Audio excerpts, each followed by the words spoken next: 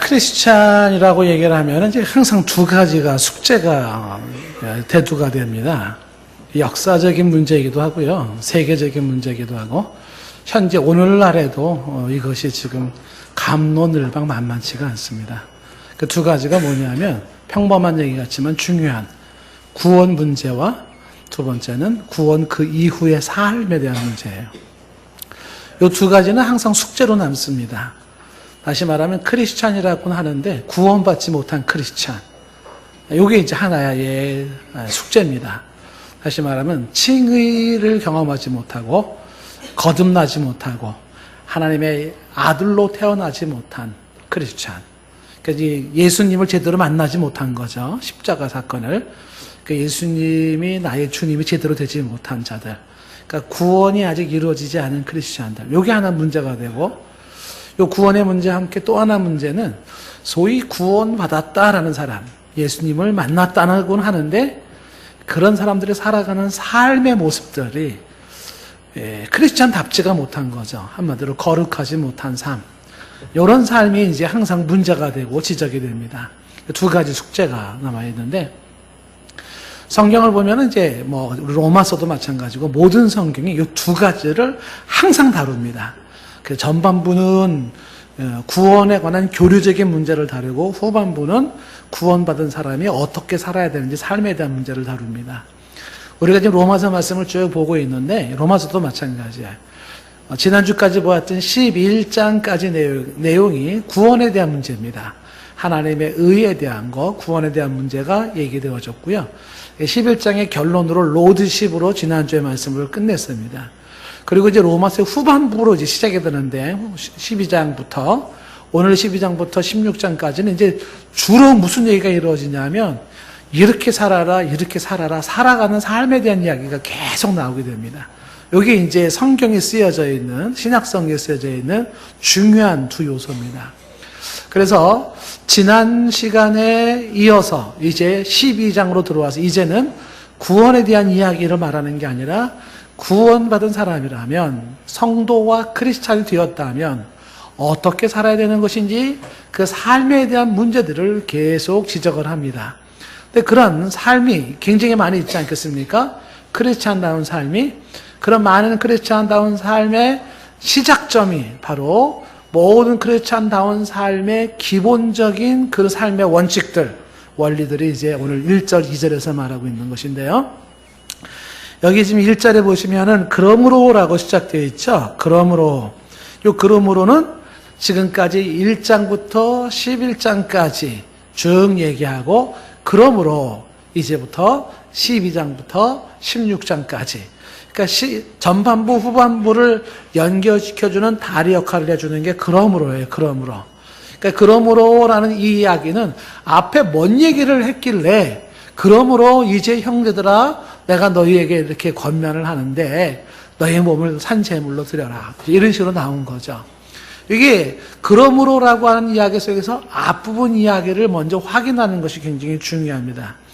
로마서 1장부터 11장까지 앞부분에서 강조한 건 아까 말한 것처럼 구원에 대한 이야기입니다. 그래서 강조했던 것이 하나님의 은혜로 구원받았다, 하나님의 주권으로 구원받았다, 하나님의 의를 우리가 받게 되어졌다, 우리는 하나님의 자녀가 됐다, 하나님의 후사가 되어졌다, 그 다음에 우리는 하나님의 은혜를 입었다, 하나님의 선택된 자다. 우리는 이제 로암미가 아니라 암미고 로루하마가 아니라 루하마가 되어졌다. 우리가 남은 자다. 우리가 영생을 얻었다. 이런 내용들에 대한 얘기를 쭉 이제 해왔습니다. 그래서 이렇게 구원받은 자가 되었으니, 은혜를 입었으니, 선택받은 자가 되었으니, 하나님의 의를 가졌으니, 하나님의 자녀가 되었으니, 이제는 하나님의 후사가 되었으니, 선택된 자가 되었으니, 그러므로 어떻게 살 것인가? 이 문제를 좀 얘기를 하는 것이죠. 다시 말하면 이 그러므로라는 말을 강조함으로써 너희의 달라진 신분이 이러하니 그 신분에 맞는 삶이 요청되어진다, 이 얘기를 하고 싶은 것입니다. 사람의 삶은 그 사람의 신분이 어떠하냐에서 결정이 나는 것이죠. 그러니까 삶의 양태는 신분이 결정을 한다라는 것입니다. 그래서 사람은 자기 신분에 맞는 삶이 요구되어지기 때문에 내가 어떤 신분인지를 분명히 확인해야지만이 그 신분에 맞는 행동을 하게 되어 있는 것이에요. 예? 운동선수가, 예를 들어서 운동선수가 내가 운동선수라는 신분을 확인할 때 그 운동선수에 걸맞는 운동을 하고 체격 관리를 하고 음식 조절을 하고 하는 거예요. 학생이 자기가 학생 신분이라는 걸 알 때 그때 학생으로서의 신분에 맞는 행동이 뭐냐라고 할 때 공부에 전념한다든지 이렇게 되는 것이겠죠. 예, 목사가 목사의 신분을 알 때 그 목사로서 어떻게 살 것이냐라는 게 그 행동이 나오는 거예요. 자기 신분이 뭔지를 이야기하고 신분을 확인하고 나서 그 다음에 거기에 걸맞는 행동이 요구되어진다는 거죠. 그러니까 어린아이는 어린아이다워지고 어른은 어른다운 그런 자기 신분을 알 때 행동이 어떻게 되겠어요? 거기에 행동에 맞는 게 나오지 않겠어요? 애들이 어른스러운 행동을 하는 것도 어울리지 않고요. 어른이 애들다운 행동을 하는 것도 어울리지 않잖아요. 그렇죠? 지난 주일날 제가 이 카페 휴식 시간에 점심 먹고 내려갔는데 이제 우리 교회 유치부에 그 평안이 있어요. 평안이. 우리 지육용 윤나 자매 부부의 그 둘째인데 그 평안이 5살쯤 됐나요? 얘가 장난감 가지고 막 이렇게 놀고 있더라고. 그래서 제가 이렇게 가만히 쳐다봤어요. 그러니까 얘가 놀다가 나 한 번 쳐다보고 장난감 한 번 쳐다보고 나 한 번 쳐다보고 장난감 쳐다보더니 목사님은 장난감이 필요하지 않잖아요. 그러는 거야. 그래서 그래요. 근데 왜? 그러니까 어른이잖아요. 그러는 거야. 애가 알아요. 어른은 장난감 가지고 노는 게 아니라는 걸 애가 아는 거죠. 장난감 누가 갖고 노는 거다? 자기 같은 애 하나 갖고 노는 거지 이제 어른은 갖고 노는 게 아니다. 그러니까 어른이 목사가 장난감 가지고 자동차 가지고 붕붕 이러고 있으면 안 어울린다는 걸 걔도 알아요. 그러니까 신분에 맞는 행동이 가장 좋다라고 하는 것이죠. 그래서 구원받기 이전에 사람의 행동이 있고 구원받은 사람의 맞는 행동이 있다라는 거예요. 이게 그러므로라는 말로 이제 달라진 신분에 달라진 행동을 얘기를 하고 싶은 것입니다. 보통 크리스찬들이 성장이 안 되고 변화가 잘 일어나지 않아요. 그 이유가 여러 가지 이유가 있거든요. 아마 몇 가지 꼽아본다 그러면 왜 크리스찬다운 모습이 안 나오나 우리가 그 지적을 많이 받지 않습니까? 스트레스도 많이 받아요.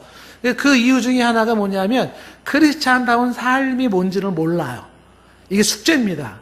우리가 사실 그런 부분에서 구체적으로 교육을 받아본 적이 없어요.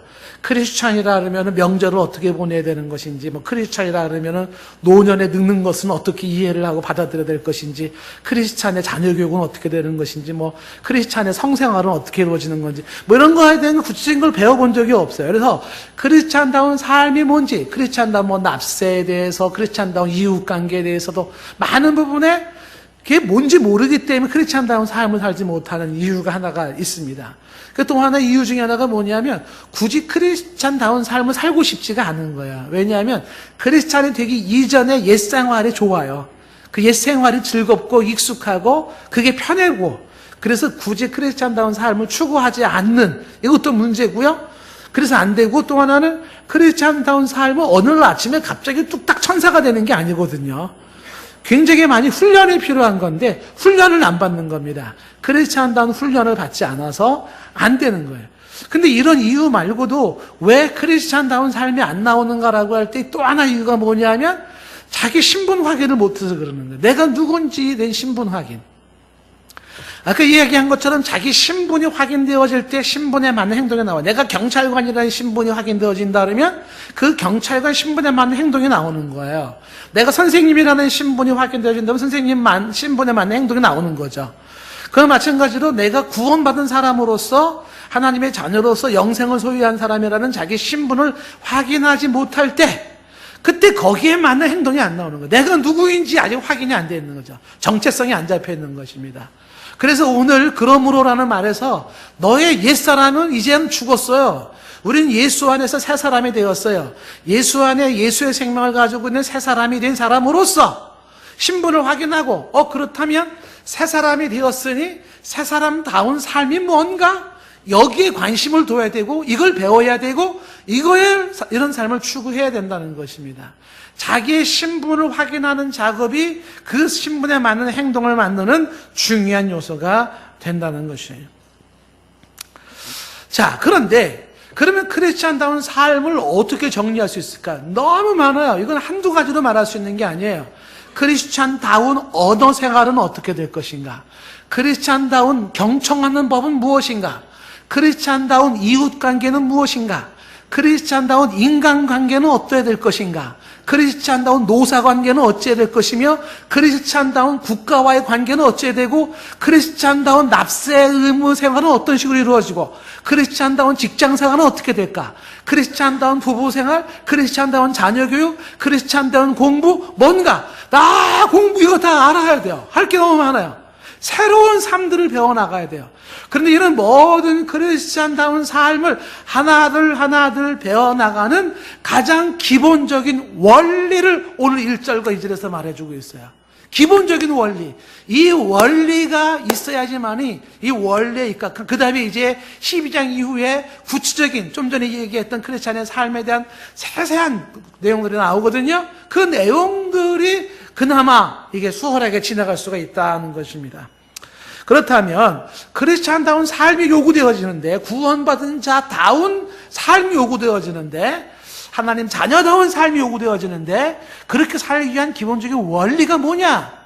1절에서 강조하는 게 뭐냐면 너희 몸을 하나님께 드리라는 거예요. 이게 기본적인 원리입니다.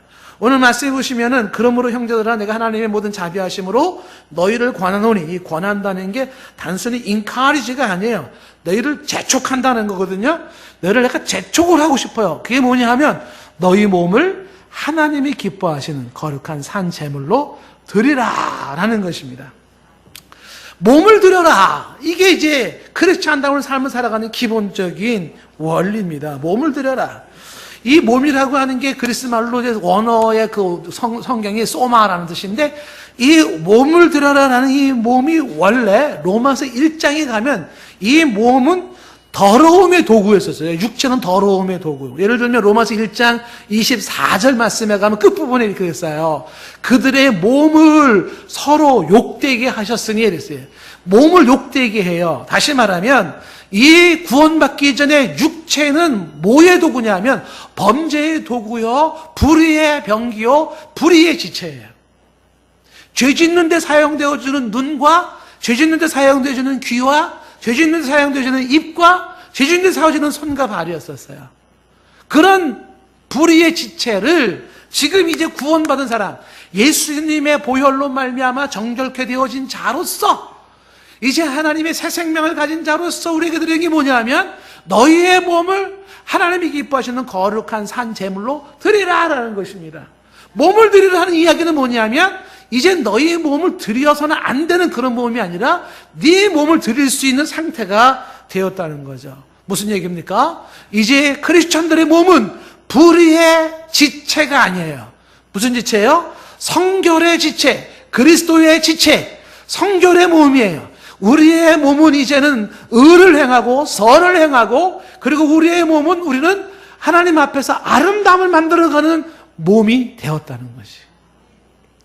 달라진 신분에서 달라진 행동을 요구할 때 너희 몸을 이제는 불의의 지체에 들이지 말고, 죄 짓는 곳에 발이 가지 말고, 죄 짓는 곳에 손이 쓰여지지 말고, 죄 짓는 곳에 네 눈이 가지 말고, 거기에 들이지 말고, 어떻게 하라? 이제 내 몸을 하나님이 기뻐하시는 거룩한 산 제물로 하나님께 드려야 돼. 하나님이 기뻐하시는 곳에 내 눈과 손과 발을 거기에 드려라. 이렇게 얘기를 하고 있어요. 어디다 드릴 것이냐? 이제는 너는 신분이 하나님께 소속된 자고 세상에서 불러내림을 받은 자로서 하나님의 자녀가 되었으니 하나님께 드려라. 이렇게 얘기를 하고 있는 것이. 초대교회 때 이제 크리소스톰이라고 하는 분이 계셔요. 황금의 입이라 이렇게 일컬어지기도 하는데, 이 교부가 이렇게 얘기를 했어요. 그러면 우리 몸이 어떻게 산 제사가 될 수 있는가? 눈은 악을 보지 않으면 되고, 혀는 비루한 말을 하지 않으면 되며, 손은 죄를 짓지 않으면 된다. 그리고 그 이상 더욱 나아가 적극적으로 선을 행하되, 손은 구제를 행하는 데 드리고, 입은 우리를 저주하는 자를 축복하는 데 쓰고, 귀는 열릴 수 있는 열어서 하나님의 음성을 들을 때 우리는 산 제사 제물이 된다. 평범한 얘기예요. 어떻게 우리가 산 제물로 주 앞에 드릴 수가 있는가라고 할 때 얘기하는 것이 눈은 악을 보지 않으면 되고 혀는 비루한 말을 하지 않으면 되고 손은 죄 짓는 곳에 사용되지 않으면 돼요. 나아가 좀 더 적극적으로 손은 구제하고 구제하는 데 사용하고 입은 축복하는 말을 하고 특히 우리를 저주하는 자를 축복하는 말을 하고 우리 귀는 열어 하나님의 음성을 들으려고 하라라고 하는 것이죠. 이런 식으로 내 자신을 드리는 삶이 바로 산제사의 삶이다라는 것이에요. 오늘 말씀에서 1절에서 아주 흥미로운 단어 중에 하나가 산제물을 드려라라는 이 단어인데요. Living Sacrifice. 산제물이라는 이것이 굉장히 모순처럼 들리는 말입니다. 왜냐하면 산제물은 살아있는 제물로 드려라 이런 뜻이에요. 내 몸을 살아있는 제물로 하나님 앞에 드려라 이런 뜻인데 원래 제물이라고 하는 건 죽여서 드리는 거예요. 죽여서. 근데 살아있는 죽인 모습으로 드려라. 살아있는데 죽은 모습으로 드려라. 이런 뜻이거든요. 그러니까 이게 무슨 뜻일까요? 그것은 성도의 몸이 전 인생 생애를 인생을 통하여서 하나님께 드려진 제물로 살아라. 그런 거예요. 살긴 살아요. 오늘 살아야 됩니다. 열심히 살아야 돼요. 살아있는 자인데 어떻게 살아있다? 하나님 앞에 제물로 드려져 상태로 살아가는 것이죠. 그러니까 나는 죽고 내 안에 예수 그리스도만 살아있는 모습으로 평생의 내 삶을 하나님 앞에 드린 채로 살아라라는 것입니다. 산 제물로 드려라는 건 평생의 삶이 내 삶이 어떻게 내 몸이 주 앞에 올려진 주님 앞에 드려진 상태로 살아라. 제물로 드려진 상태로 살아라. 이걸 기본적으로 얘기를 하는 거예요. 그래야 거룩한 삶이 나온다는 거죠. 그러니까 이 산 제물로라는 이야기는 한 번의 희생 제사를 말하는 게 아니에요. 한 번의 순교 이런 게 아니에요. 한 번의 헌신을 말하는 게 아니라 평생 매일매일의 삶이 살아있는 매일매일의 삶이 제물되어 살아라. 하나님 앞에 올려진 제물되어 살아라. 이런 기본적인 자세, 이런 기본적인 모습이 우리의 크리스찬다운 삶을 살게 만드는 원리요 기초가 된다라는 것입니다. 이 산제물을 이야기하면서 하나님이 기뻐하시는 거룩한 산제사라고 말하잖아요. 하나님이 기뻐하신다는 게 하나님이 받으실 만한 이런 뜻이에요. 그러니까 하나님이 받으실 만한 제물이 돼야 되고요. 그런데 제물 중에는 거룩한 제물이 돼야 돼요. 산제물은 산제물인데 그것이 하나님이 기뻐하실 만한 것이어야 하고 하나님이 보시기에 거룩한 것이어야 된다. 내 삶이 내 몸이 하나님이 기뻐하실 만한 것이어야 하고 하나님 앞에서 거룩한 것이 되어야 돼요. 그러한 모습의 제물로 드려져야 되는 것이에요. 하나님이 기뻐하지 않는 산제물 안 돼요. 하나님이 보시기에 거룩하지 않은 산제물 안 돼요. 하나님이 꼭 기뻐하시는 것이어야 되고 거룩하게 구별되어 있는 산제물로 나를 내 이 몸을 이 자신을 이걸 하나님 앞에 올려 제물로 드려야 돼요. 여러분이 헌금할 때 헌금을 드리는 게 아니에요. 드리는 게 아니라 뭘 드려라? 나를 드려요. 나를. 그 나를 먼저 주님 앞에 드리는 그 드림이 우선이라고 하는 것이.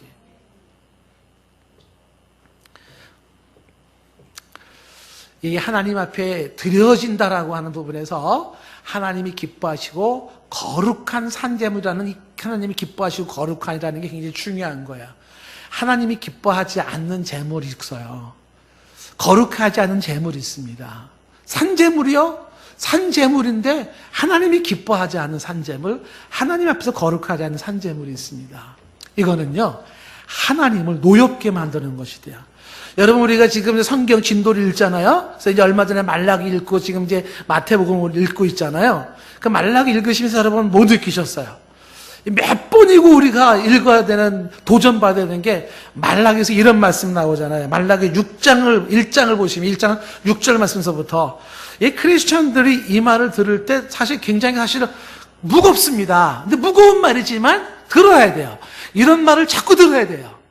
보세요. 말라기 1장 6절 이하에 뭐라고 말하냐면 내 이름을 멸시하는 제사장들아 이렇게 시작되잖아요. 제사장들이 하나님의 이름을 멸시한다는 거예요. 하나님의 이름을 높이는 게 아니라 멸시한다는 거예요. 하나님의 이름을 멸시하는 제사장들아 말하면서 나 만군의 여호와가 너에게 이르기를 아들은 그 아버지를 종은 그 주인을 공경하나니 내가 아버지일진데 나를 공경함이 어디 있느냐 내가 주인일진데 나를 두려움이 어디 있느냐 하나 너희는 이르기를 뭐라고 말해요? 우리가 어떻게 주의 이름을 멸시하였나이까? 여러분 중에도 그렇게 말할 분 계시지 않아요? 내가 언제 주의 이름을 멸시했어? 나 그런 적 없어? 라고 말하시는 분이 계실지 모르겠어요. 이어지는 7절 말씀을 보세요. 너희가 더러운 떡을 나의 단에 드리고도 이렇게 더러운 떡을 나의 제단에 드리고도 말하기를 우리가 어떻게 주를 더럽게 하였나이까 하는도다. 하나님 앞에 드렸는데 뭘 드렸냐면 더러운 떡을 드린 거예요. 하나님 앞에 드렸는데 거룩하지 않고 불결한 걸 드린 거예요. 불결한 나를 드린 거예요.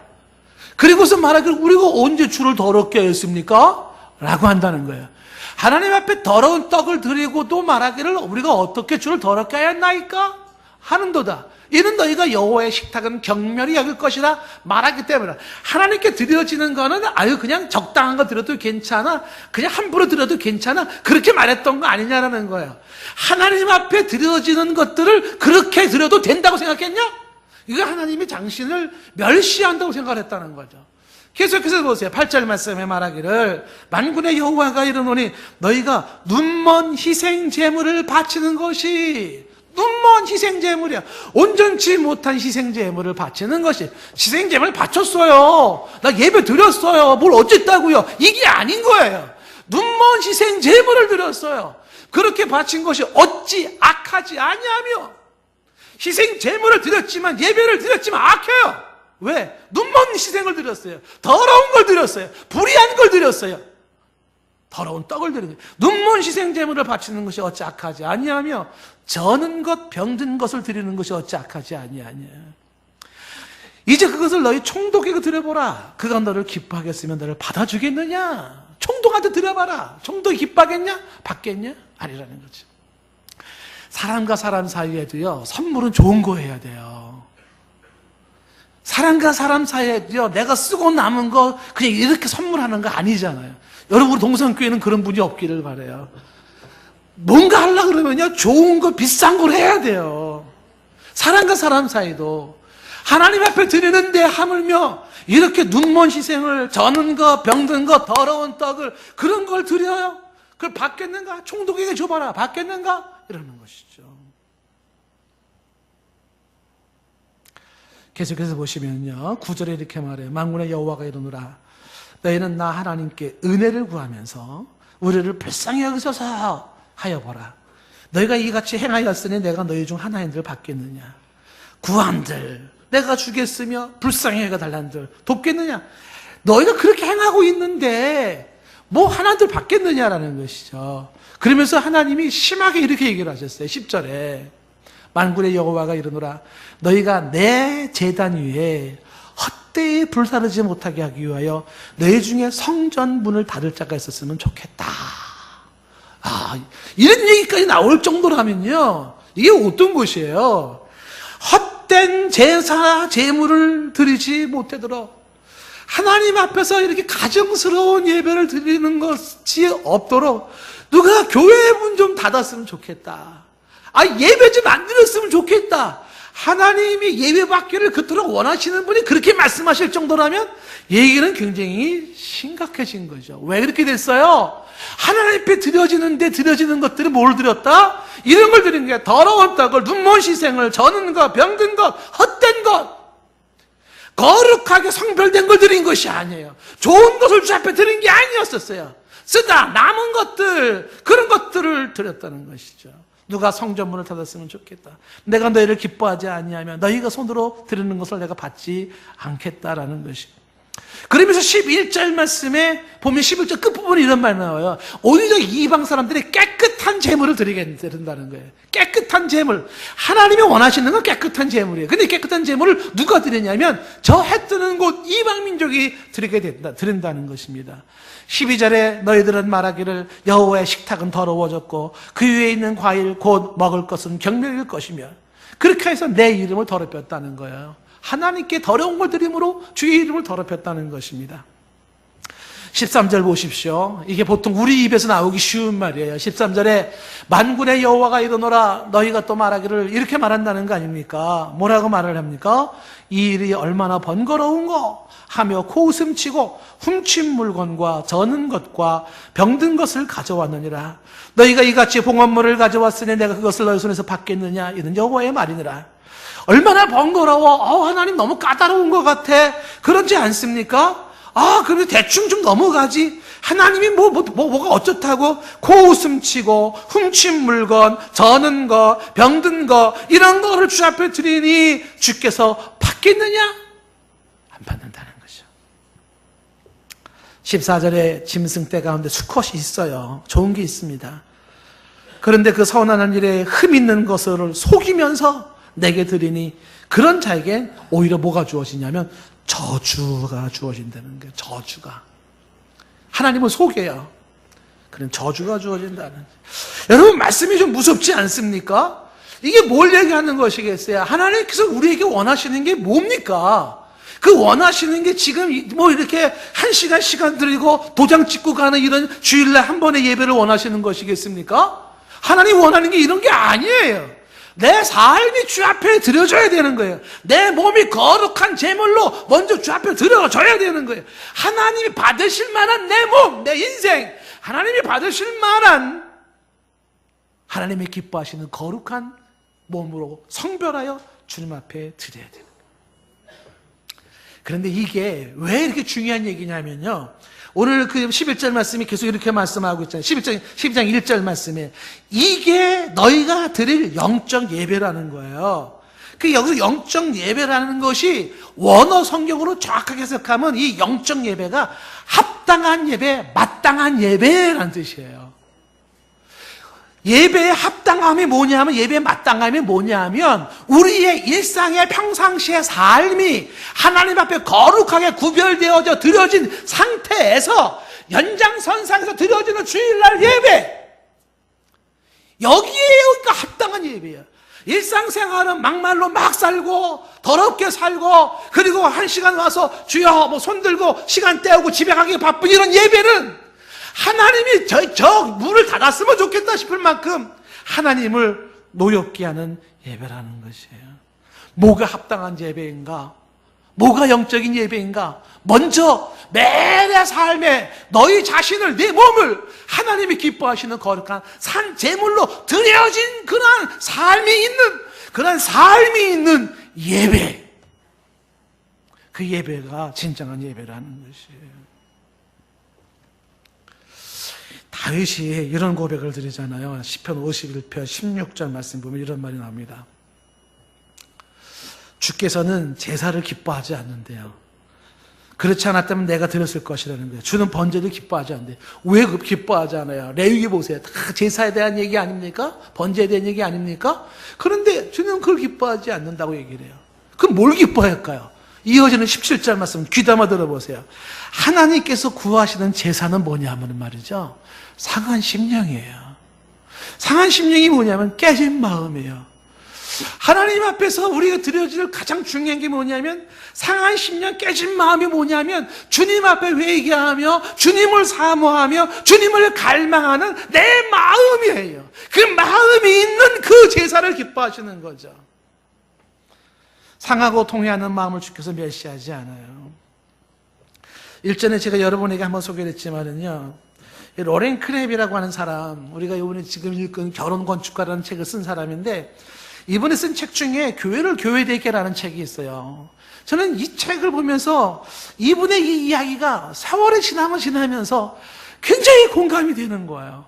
이 로렌 크랩이라는 사람이 교회를 교회되게라는 책에서 여기서 말하는 게 뭐냐면, 자신이 가고 싶은 교회를 찾고 있다는 겁니다. 이런 교회 찾아가고 싶다는 거예요. 이분이 가고 싶은 교회, 찾고 싶은 교회가 어떤 교회일 거예요? 성도가 사랑이 많은 교회? 아니랍니다. 그러면 교회에 막 기도 응답이 많고 성령의 역사가 충만한 교회? 아니래요. 그러면 어떤 교회 가고 싶을까? 성경 공부를 많이 하고 성경에 해박한 지식을 가지고 있는 그런 성도들이 있는 교회? 아니라는 것이에요. 예배당이 잘 지어지고 주차장 시설이 잘 되어 있고 예배 환경이 좋은 그런 교회? 아니랍니다. 이분이 정말 가고 싶은 교회, 그런 교회를 찾고 있는데 그 교회가 어떤 교회인 줄 아시겠어요? 상한 심령을 가진 성도들이 있는 교회. 그 상한 심령이 뭐냐면 하나님을 향하여 오늘도 목마름이 있는 성도들이 있는 교회라는 거예요.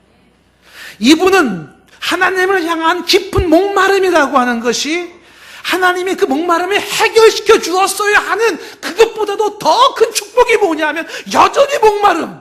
이게 더 큰 축복으로 본 거예요. 사람이 그 목마름이 해결됐을 때 타락할 수 있는 가능성이 있어요. 그런데 여전히 목말라요. 내가 하나님을 원해요. 하나님을 더 원해요. 하나님에 대한 목마름이 있어요. 그 목마름은 하나님을 찾을 수밖에 없고 하나님 앞에 갈 수밖에 없고 하나님을 집중하지 않을 수가 없고 하나님께 갈 수밖에 없는 그런 교회라고 말하면 그 교회에 가고 싶다는 거예요. 이런 교회는 하나님에 대한 깊은 목마름이 있는 교회는 오늘도 하나님을 바라보며 성도가 다 울어요. 눈물이 있는 교회인 거죠. 하나님 앞에 회개하며 나가는 거예요. 잘난 모습이 많은 교회가 아니에요. 깨진 심령은 상한 심령으로 어찌할 줄 몰라 오늘도 주의 은혜를 구하며 주 앞에 나가는 교회예요. 하나님을 찾는 교회, 하나님을 사모하는 교회, 하나님을 갈망하는 교회, 이게 교회다움이고 그런 교회를 가고 싶다고 말을 해요. 무엇이 영적인 예배인가?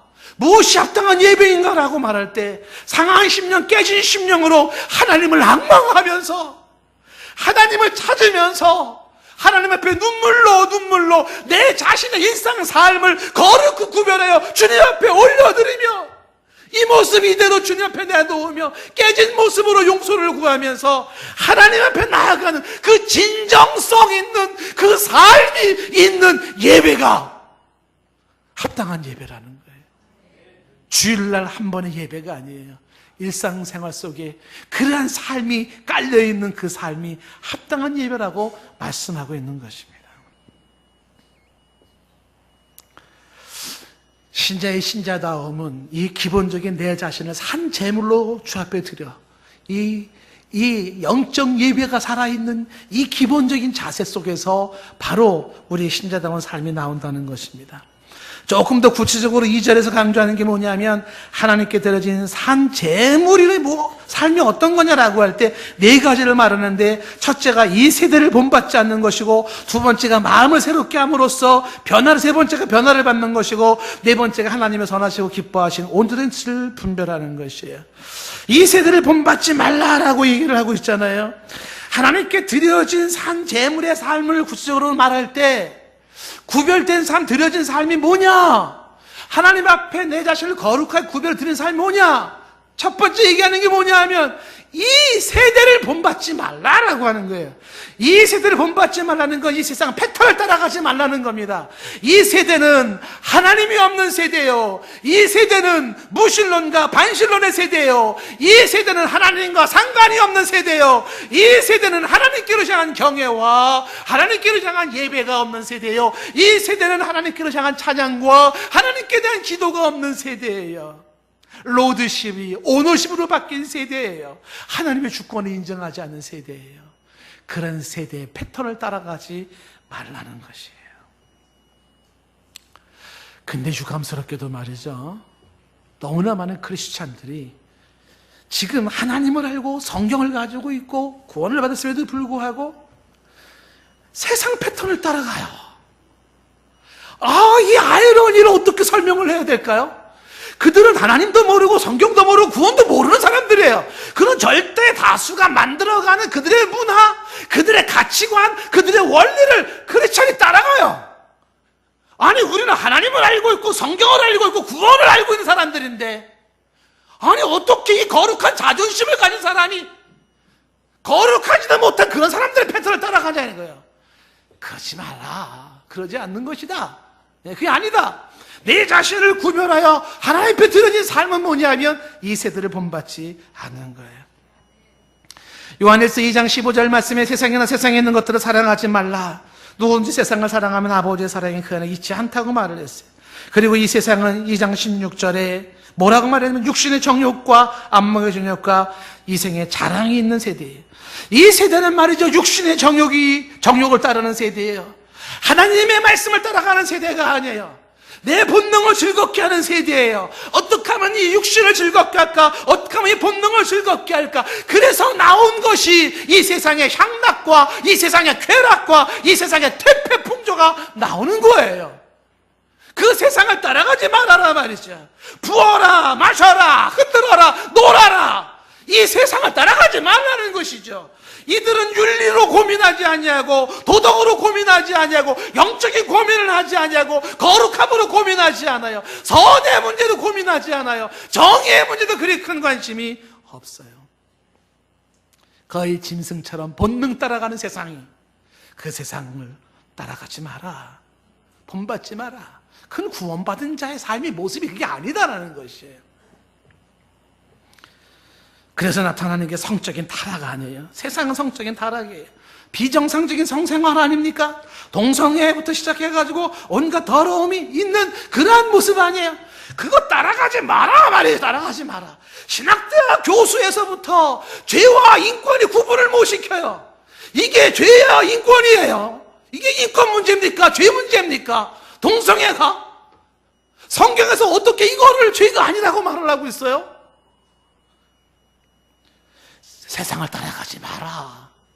남들이 그렇게 하면 성차별이고 당신의 인종주의, 인종차별주의고 뭐 이렇게 그런 거 두려워서 말도 못 꺼내요. 마치 오냐 그렇게 하는 게 왠지 거룩하고 의식 있는 사람 같지 않습니까? 소수자 인권을 존중해야 된다고요? 살인범 인권 다 존중해 주셔서 살인범 하게 하세요.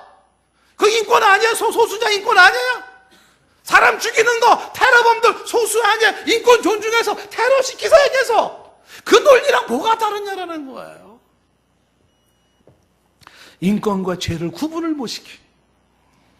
세상은 정욕, 육신의 정욕, 안목의 정욕은 뭡니까? 눈에 끌리는 대로, 그저 눈에 좋은 대로 모방하고, 눈에 좋은 대로 흉내내고, 눈에 좋은 대로 따라가고, 눈에 좋은 대로 추구해 나가는 게 세상의 단순 논리 아닙니까? 그리고 이생의 자랑이 뭐예요? 이생의 자랑이 세상 자랑, 돈 자랑, 권력 자랑, 인기 자랑 이런 거 아니야? 돈 자랑 이런 자랑이 아니에요? 여성분들 동창회 나가면 은근히 남편 비교하지 않아요? 너네 남편은 뭐 하는 남편이야? 그래서 남편이 딱 비교되어졌을 때 우리 남편은 뭔가 좀 떨어진다 싶으면 뭐라 그래요? 그냥 기분 나쁘지 않아요? 거기 있고 싶어지지도 않고 그래서 뭐라 그래요? 나 빨리 가봐야 될 것 같아. 그러고 막 집으로 오지 않아요? 오면서도 화가 나지 않아요? 전철안에서도 화나잖아요? 내가 어쨌든 그런 인간을 남편으로 만나가지고 지질이 팔자도 그러지 않아요? 남 얘기처럼 듣지 마세요. 그러지 않아요? 남편 비교하다가 한 다음에 자식들 비교하잖아요? 니네 자식은 어때? 니네 자식은 그때 우리 자식은 이번에 뭐 어떻게 되고 그 비교되지 않습니까? 그래서 밀린다 싶으면 기분 나빠지지 않습니까? 이생의 자랑이에요. 이생의 자랑. 이 세상에서는 이 세상의 자랑들 그걸 자랑하는 거예요. 이 세대를 따라가지 말아라라는 것입니다. 세상 사람들이 다 먹는다고 같이 먹어야 되는 거 아니에요. 이 세상 사람들이 다 목소리를 높인다고 다 같이 목소리를 높이는 게 아니에요. 이 세상 사람들이 싸운다고 같이 싸워야 될 문제도 아니고요. 이 세상 사람들이 양심을 속이는 게 사업을 잘하는 거라고 해요. 또 양심을 속이는 게 아니에요. 이 세상 사람들이 질서를 유지한다고 나도 질서를 유지하는 게 아니에요. 이 세상 사람들이 공동체를 무시한다고 나도 공동체를 무시하는 게 아니에요. 이 세상 사람들이 돈 한다고 나도 돈 하는 게 아니에요. 세상 사람들이 고3은 교회 보내지 말고 학원 보내야 된다고 학원 보내는 거 그거 아니에요. 다 세상의 자랑이에요. 그 패턴 따라가지 말아라. 그리고 마음을 새롭게 해야 돼. 마음을 새롭게 해. 새롭게 해서 변화를 받아야 돼요. 그래서 하나님의 선하시고 기뻐하신 뜻이 무엇인지 분별하라는 것입니다. 마음을 변화하라. 마음을 새롭게 하라는 건 새롭게 하는 게 리뉴. 내 마음을 새롭게 리뉴해라라고 하는 것입니다. 기존의 마음을 리셋해야 돼요. 기존의 마음, 예수 믿기 이전에, 구원받기 전에 내 마음을 지워버려야 돼요. 새로운 업그레이드된 컴퓨터를 샀다 그러면 업그레이드된 컴퓨터에 프로그램을 깔아야 돼요. 옛날 프로그램 지워버려야 되는 것이에요. 나의 옛날의 가치관, 구원받기 이전의 생각들, 세상의 원리들 다 지워버려야 돼요. 육신의 정욕을 따라가고 안목의 정욕을 따라가고 이생의 자랑을 따라갔었던 거 지워버려야 돼요. 그 지우는데 시간이 많이 걸릴 수도 있어요. 20년 걸릴 수도 있고 30년 걸릴지도 몰라요. 아닌 건 아닌 거예요. 시간이 걸리더라도 지워야 됩니다. 놓으라고 말해야 되는 거죠. 나는 새로운 피조물이 되었어요. 나는 새 사람이 되었어요. 나는 하나님의 자녀가 되었어요. 거기에 맞는 새로운 삶의 패턴을 추구해야 돼요. 그 패턴을 배워야 되는 것이고 새로운 프로그램을 내 머릿속에 가치관으로 깔아야 돼요. 하나님의 선하신 뜻이 무엇인가? 하나님의 기뻐하신 뜻이 무엇인가? 하나님의 온전하신 뜻이 무엇인가? 찾아야 돼요. 마음이 바뀌지 않으면 아무것도 바뀌지 않아요. 그 마음의 변화가 이루어져서, 그리고 이 변화를 받는다는 게 트랜스폼입니다. 형태를 바꾸는 것입니다. 저와 여러분의 마음의 변화를 받아 마음을 새롭게 함으로 삶의 형태가 바뀌기를 원합니다. 여기 계신 여러분들 마음을 새롭게 하실 필요가 있어요. 내가 누구예요? 나 옛날에 내가 아니에요. 나는 이제 하나님의 자녀예요. 나는 이제 하나님의 사람이에요. 마음을 새롭게 하시기 바랍니다. 옛날에 낡고 더럽고 추한 그 마음을 그대로 가지고 있지 마세요. 그건 내게 어울리지 않는 옷이에요. 내게 어울리는 새로운 옷은 뭐냐면 주께서 원하시고 기뻐하시고 선하신 뜻을 추구하며 차가 나아가는 삶이에요. 여러분에게 한 가지 예를 드리고 설교 말씀을 맺고 싶어요. 1202년도에 중세시대 때의 아시스 성 프란시스코는 44살 젊은 나이로 죽은 사람이에요. 이 사람은 평신도입니다. 사제도 아니에요. 그런데 이 한 사람이 진 영향이 참 대단했어요. 이 사람이 가난한 사람과 버림받는 사람을 위해 살기로 마음먹고 부유한 집에서 태어났지만 아버지를 떠나고 재산을 다 팔아서 가난한 사람에게 나눠주고 평생 거지로 살죠. 목표는 뭐냐면 제일 가난한 거지보다 더 가난해지는 게 목표예요. 그런 모습으로 살면서 사람들을 모으고 그리고 그의 공동체 생활을 만들어가기 시작을 합니다.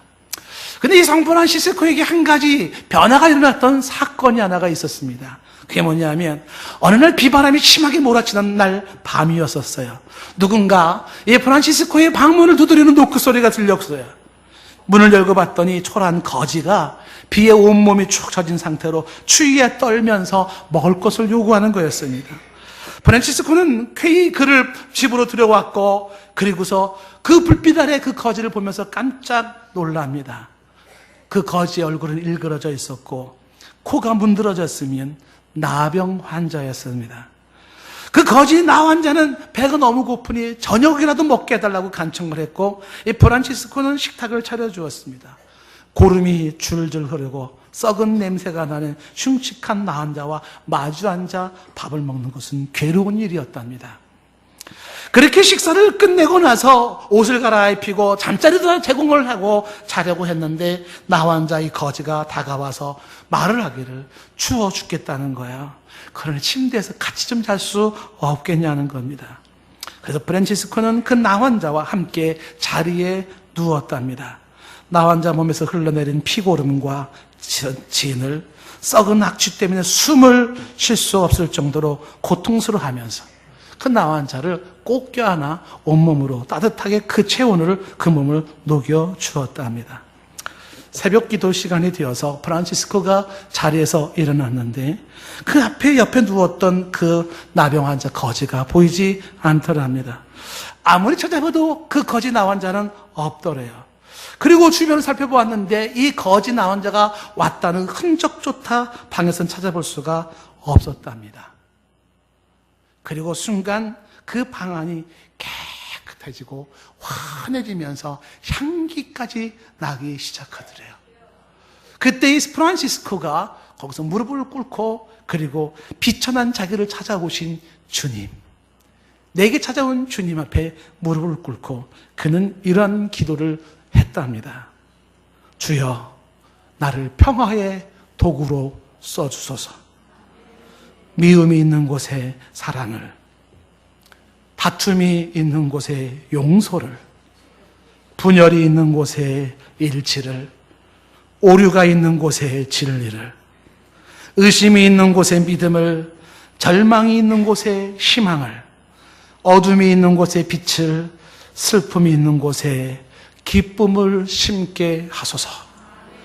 위로받기보다는 위로하며, 이해받기보다는 이해하며, 사랑받기보다는 사랑하게 하소서. 우리는 줌으로써 받고 용서함으로써 용서받으며 자기를 버림으로써 영원한 생명을 얻고자 합니다. 44세의 젊은 나이에 프란시스코는 세상을 떠나지만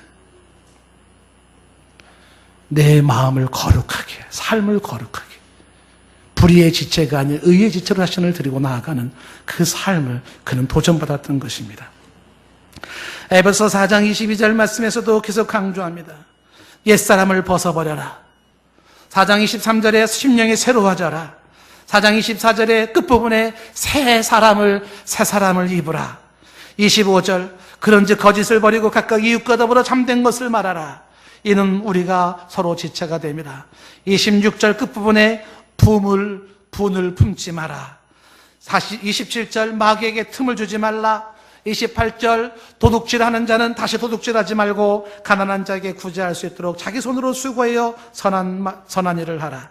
29절, 더러운 말은 너 입 밖에도 내지 말고 오직 덕을 세우는 데 소용되는 선한 말을 하여 듣는 자들에게 은혜를 끼치게 하라.